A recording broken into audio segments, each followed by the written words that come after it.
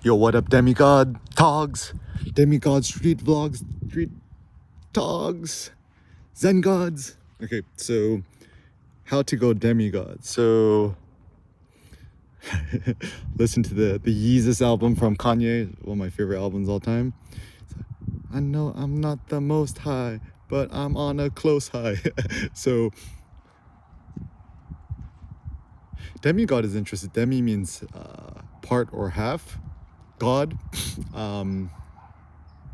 Becoming a demigod is kind of a funny thought. So even when I was in college, it's like the one reason I loved doing sociology is like 90% of my classmates were all pretty girls, and all my friends were just pretty girls.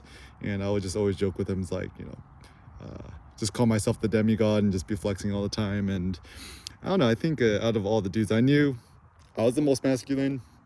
And it's my personal thought that every dude seeks to become the most apex and masculine and try to flex on each other, whatever. Anyways, so just think to yourself, what would a demigod do? Right? Like, would a demigod be eating like kale and quinoa and talking about how the world's so sad? Or would the demigod be feasting on beef ribs, top sirloin, bone marrow, and having a jolly old gay time, right? So first and foremost, seek to become happier, more jolly, be more gay. It's funny too, because I'm only speaking to us, mostly like us heterosexual men. It's like everyone in American society is so afraid of being perceived as quote unquote gay. I would actually say the best thing you could do is just go to Lululemon or just go to the online store, just buy some like super hype ass clothes, like faded zap, the neon orange, the neon green, crop top. Just take your t-shirt, just tie it up, show off your little belly button, roll up your shorts, do the turbo thighs, dress like a girl. I mean, all the girls have the Lululemon tights, biking shorts, show off their butts. Maybe guys should do that too. I think actually, in fact, the biggest flex for a guy at the gym now is to have super monster turbo thighs. Also to not wear earbuds or headphones, because the nice thing about not having earbuds or headphones on, you could talk to more people, right? Talk to the dudes, talk to the pretty girls. Also, a good pro tip is when you go to the gym, you see somebody super jacked or swole, just like compliments, like, yo, bro, looking super duper veiny and stuff like that. And so I think it ends up becoming a very effective strategy because it signals that you're not insecure about yourself. And in fact, what you like to do is you like to, kind of share your wealth and your thoughts with others. And I think in modern day life, a lot of men tend to be far too petty in terms of comparing themselves with other people. And it looks like a big benefit that we could do as men is to, think that we are all apex together. And if you see somebody who you perceive as more apex than you, just become friends with them. It's just like, hey, I have a question. Excuse me, sir, I have a question. How'd you get so strong? Right? And whenever you see dudes at the gym who are strong, right, just call them strong guy. It's like probably the nice thing. Like the other day, I said hi to a dude who helped spot me. He's like, how's it going, strong guy? And I'm like, that was like the best compliment of all time. So to compliment other people is good. Like you see a pretty girl with like those booty shorts, just compliment them on their shorts or whatever. Also, another thought too is do it in a spirit of helping other people, not out of a spirit of meanness, but out of, niceness, where you see somebody struggling or form, just offer to help. And then just do it in a tone that's not like, I know better than you and you're so dumb or whatever. It's just like, just be a nice guy. I mean, I think never hurts to be nice, right? I mean, what's the difference between being nice and kind? To be kind, like, every time Ellen DeGeneres is like, be kind, I don't trust her. I think she's putting on a show. A more robust goal is to be nice. I mean, nice. Jay-Z is like, no more Mr. Nice Guy. My personal strategy, being super uber nice to every single human you meet, even people who seem unpleasant, and then try to force your niceness upon them. And then they might not reciprocate. Still be nice. Forgive them once. If they're still not nice to you, then just totally ignore them. Just ignore their existence. Don't make eye contact. Shift your body away. Don't occupy the same room. Like there's some dudes at the gym who, man, the worst. I still remember Steven, right? so I'm just gonna air some of my grievances. I'm gonna rant a little bit. Like, we love ranting, right? We love the Maddox ranting. To rant a bit, first time I was cool mansplained to. This was like, I don't know, 2-3 years ago maybe. I was at the gym, and then there's a dude who was like a kind of more of an Olympic weightlifter, and then I was just telling them, oh, you're looking good, you're looking super swole, right? And he's like, ah, cool, right? And then I'm just like doing some deadlifts, right?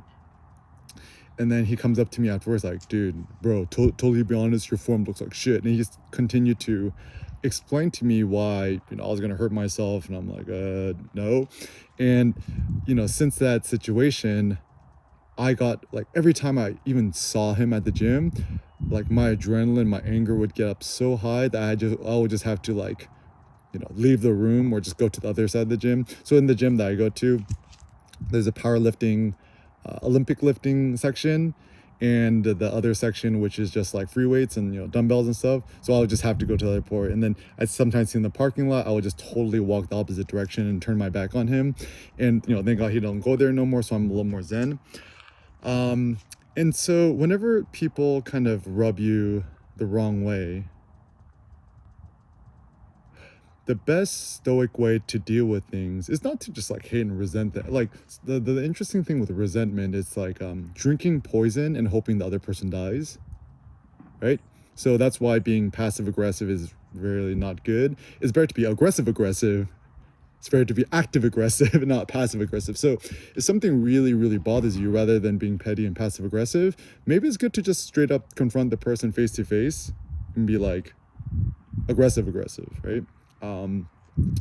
And the point isn't to just like punish them or enact revenge. It's just trying to, be super duper direct and blunt about things to resolve it and just kind of move on. And I think in everyday life, the biggest problem that a lot of couples and families have is that no one ever airs their grievances. It's better to air your grievances and be super petty about it than to just keep it low-key hidden. I know, at least for my family, the big problem growing up, mom, dad, stuff like that, is that nobody, everyone tried to keep everything a secret. And that's actually, once again, another big problem about Korean Confucian culture, is that if something's not right in the family, you just kind of try to hide it from people. And also that's why domestic abuse is really a big problem in Korean families and stuff. It was a big problem of mine. My dad, it was not good. My mom had to, ironically enough, it's my dad called the police on my mom, and then they found out what was really happening, and then they actually ended up putting my dad in jail for a few days. So hard knock life, right? But the nice thing is, there's this notion of post-traumatic growth, contrary to post-traumatic harm. So honestly, I think it's not a virtue thing. It's just kind of a random thing. Some kids growing up, when they have some sort of trauma, it actually strengthens them for the long term. In the case of me, I was the OG stoic at the age of 12, right? Witnessing all this bad stuff happening in the house. My dad being super abusive to my mom, both physically and verbally, and also gambling in the rent money, and not having a job, the ultimate degenerate. And the benefit that came out of that is that it taught me how to be a real man, in so far much as I learned exactly what not to do. So certainly don't physically nor mentally abuse my wife, right? And a good anti-role model, I'm like, oh, if I want to be a good dad, just do everything exactly opposite what my dad did. Super easy, right? And so I think that strategy was a very good and effective one, in which thinking about life in general, one of the best ways we could gain and benefit is whatever bad things or maladies that happen to your life, figure out ways to channel it into your benefit. It's one thing to just kind of complain about life. It's another thing to just kind of do something about it. So I think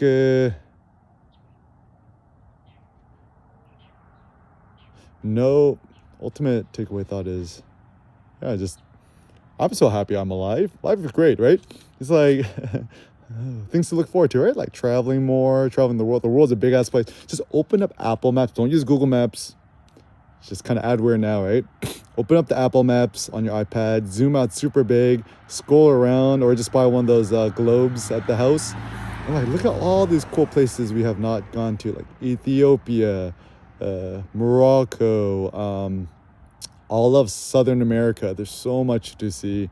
I've been to most of the big cities around the world, but there's still so much for me to see and explore.